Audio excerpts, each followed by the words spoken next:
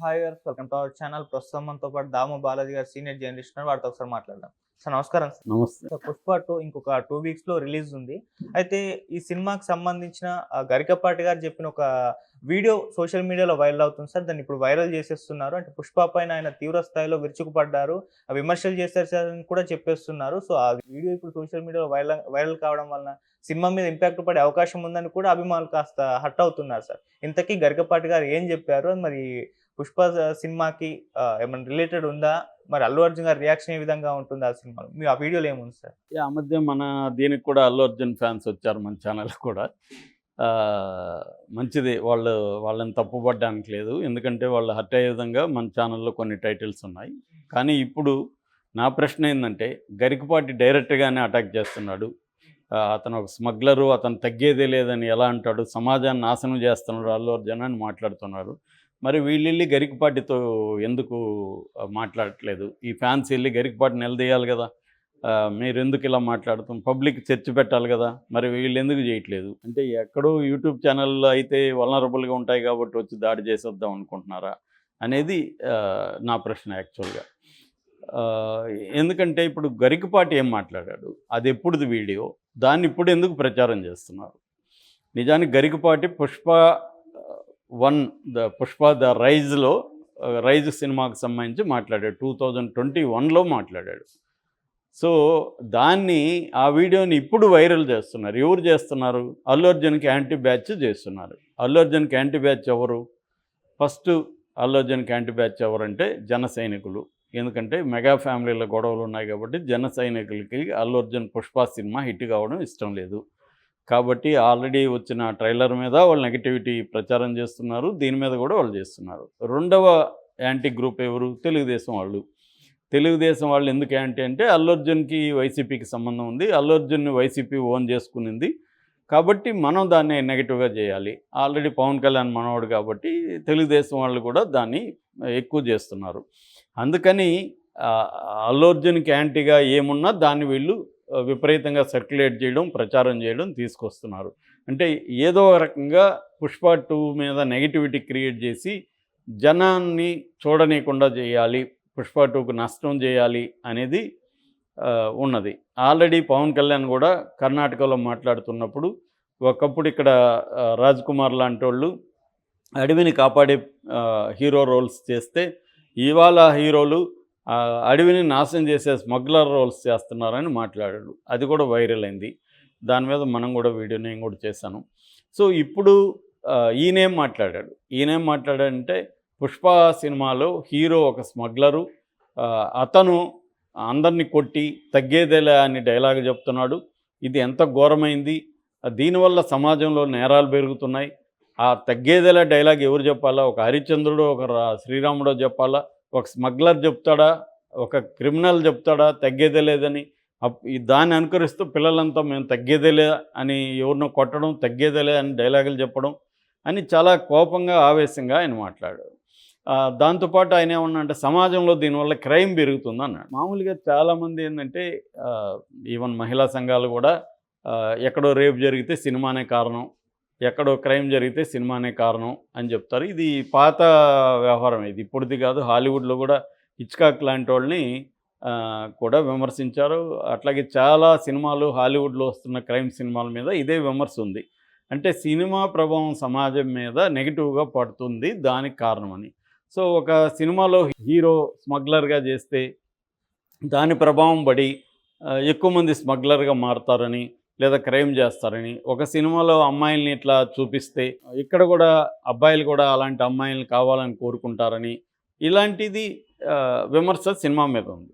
దీంట్లో అసలే నిజమే లేదంటే నిజం ఖచ్చితంగా ఉంది. ఎందుకంటే సినిమాల ప్రభావం పడుతుంది. స్లవోయ్ జిజెక్ అని ఒక philosopher a perfect guide to cinema, an ideology to cinema అనే ఒక 2 డాక్యుమెంటరీలు తీశాడు. అందులో ఆయన చెప్పేది ఏంటంటే సినిమా అనేది వాట్ టు డిజైర్ అని కాకుండా హౌ టు డిజైర్ అనేది నేర్పిస్తుంది. అంటే ఎలా కోరుకోవాలి, మన కోరికలు ఎలా ఉండాలి అనేదాన్ని నేర్పిస్తుంది. అట్లాగే కోరికలు ప్రజల్లో రెచ్చగొట్టే అవకాశం కూడా ఉంది. మనలాంటి సెమీ లిటరసీ అంటే మనది పూర్తి అక్షరాలు వచ్చే వాళ్ళందరం కూడా లిటరేట్గా వేసేస్తున్నాం మనం. నిజానికి చెప్పాలంటే ఇల్లిటరేట్సే ఇప్పటికి కూడా మన దేశంలో ఎక్కువ. సో ఇల్లిటరేట్స్ ఎక్కువ ఉన్న సమాజంలో సినిమా ప్రభావం ఎక్కువగా ఉంటుందనేది రీసెర్చర్స్ చెప్తున్నారు. ఆ మేరకు ఖచ్చితంగా ఉంటుంది. కాకపోతే సినిమా చూస్తే ఇప్పుడు శివాలో చైన్ పట్టుకున్నాడు కాబట్టి అందరూ చైన్లు పట్టుకుని కొట్టేస్తారా? ఆ టైం కనిపించవచ్చు మనకు కూడా. మళ్ళీ బయటికి పోతే మన రియల్ క్యారెక్టర్ ఉంటుంది కదా, మన రియల్ క్యారెక్టర్లో వైలెన్స్ చేసే క్యారెక్టర్ ఉంటే వైలెన్స్ చేస్తాం. ఆ సినిమా చూసినా చూడకపోయినా చూస్తే ఇంకొద్దిగా ప్రేరణ రావచ్చు. వైలెన్స్ చేయాలని లేదనుకో నా క్యారెక్టర్లో, నేను ఎన్ని వైలెంట్ సినిమాలు చూసినా నేను చేయలేను. అంటే లేనిది వాళ్ళు కలిగించలేరు. ఉన్నదాన్ని కొద్దిగా ఎన్హాన్స్ చేయొచ్చు. అంత తప్ప లేని దాన్ని వాళ్ళు ఇది చేయరు. అందుకని హిచ్కాక్ ఒక చోట అంటాడు, ఎవరో చిన్నపిల్లోడు వచ్చి సార్ మీరు దాంట్లో బ్లడ్ వాడారు కదా, అది కోడి బ్లడ్డా మేక బ్లడ్డా అని అడిగాడంట. అంటే వాడికి తెలుసు ఇది రియల్ బ్లడ్ కాదులే, ఏదో జంతువుల బ్లడ్ వాడుంటారని అబ్బాయి అనుకున్నాడు. నిజానికి అది బ్లడ్ జంతువులది కూడా కాదు, మనం క్రియేట్ చేసిన బ్లడ్. సో అలాగా ప్రజలకు తెలిసి ఇదంతా సినిమా అంటేనే షూటింగ్లు, ఇదంతా ఇవాళ షూటింగ్ వీడియోలు అన్నీ చూస్తున్నారు. సో పుష్ప అనేది సరదాగా ఒక స్మగ్లర్గా పెట్టి తీసినారు అనుకుంటారు తప్ప, దాన్ని చూసి వైలెన్స్ పెరిగిపోయిందని ఈయన ఎలా చెప్తాడు? ఈయన దగ్గర ఏమైనా డేటా ఉందా? ఈయన రీసెర్చ్ చేశాడా? అంటే పుష్ప చూసి వైలెన్స్ చేసిన వాళ్ళు ఎంతమంది ఉన్నారనేది ఏమన్నా డేటా ఉందా? ఇదంతా వాళ్ళ ఊహలు. ఆయనకి నచ్చలేదు. అట్లా అనుకుంటే రావణాసుడు లేదా, యుద్ధం లేదా? యుద్ధాన్ని కూడా బ్రహ్మాండంగా రామాయణంలో వర్ణిస్తే అదే ఈయనే రామాయణం చెప్పాడు అనుకో, దాంట్లో నేను రావణ్ను చూసి లేకపోతే సోకాల్డ్ నెగిటివ్ క్యారెక్టర్ని చూసి నేను ఇంప్రెస్ అవ్వచ్చు. నేను కూడా సీతంలాగా ఎవరినైనా ఎత్తుకొస్తే బాగుండు అనిపించవచ్చు. అది ఎందుకు చెప్తున్నావు మరి? అంటే ఇక్కడ ఏంటంటే ఒక పురాణంలో చెప్పితేనో లేకపోతే ఒక సినిమాలో చెప్తేనో దాన్ని చూసి స్మగ్లర్లు అయిపోరు అందరూ.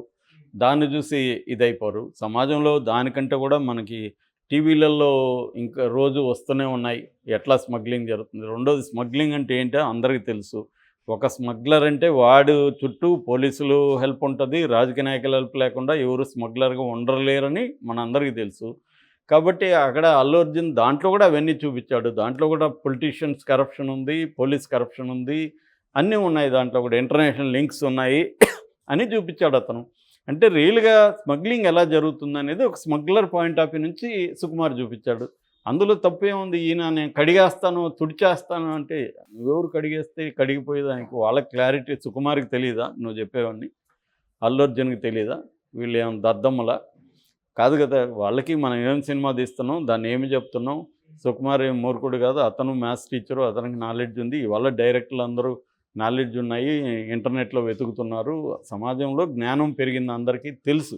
ఎవరో ఈయన అట్లా అనుకుంటే ఈయన చెప్పే దాంట్లో అనేక పనికిమాలిన విషయాలు ఉంటాయి మన కాంటెక్స్ట్లో.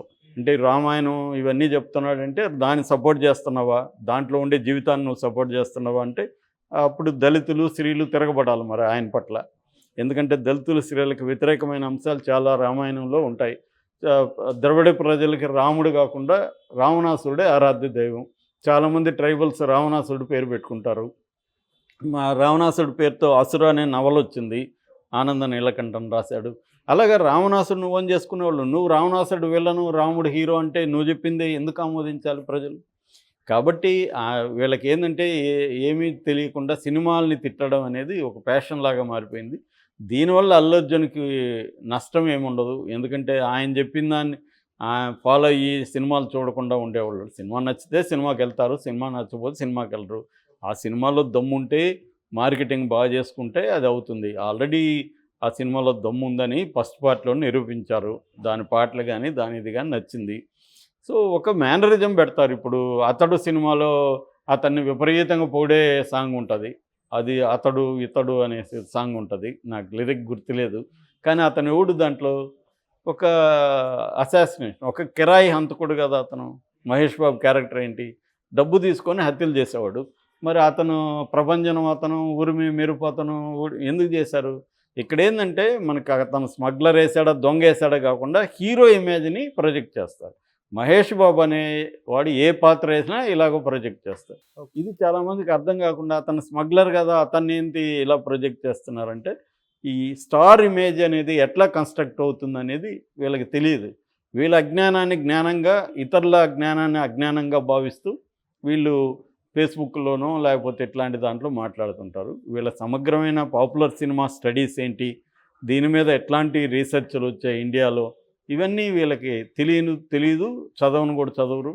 వీళ్ళు నమ్మిందే జ్ఞానంగా భ్రమపడి ఇలాగ మాట్లాడుతుంటారు. కాబట్టి ఆయన గరికపాటి ఉపన్యాసాల వల్ల దీనికి వచ్చే నష్టం ఏం లేదు. దాన్ని ప్రచారం చేయడం వల్ల వీళ్ళు పొందే ఇది కూడా ఏం లేదు. వాళ్ళకి ఇంకేమీ తెలియక నెగిటివ్‌గా ప్రచారం చేస్తున్నారు. అందువల్ల 'పుష్ప 2'కి ఏ రకమైన ఇబ్బంది లేదు. అల్లు అర్జున్‌కి ఇప్పుడు ఈయన కడిగేస్తే అల్లు అర్జున్ కడుక్కునేదానికి రెడీగా లేడు. వాళ్ళు మహామధులు, వాళ్ళకి క్లారిటీ ఉంది ఏం చేస్తున్నాం అని.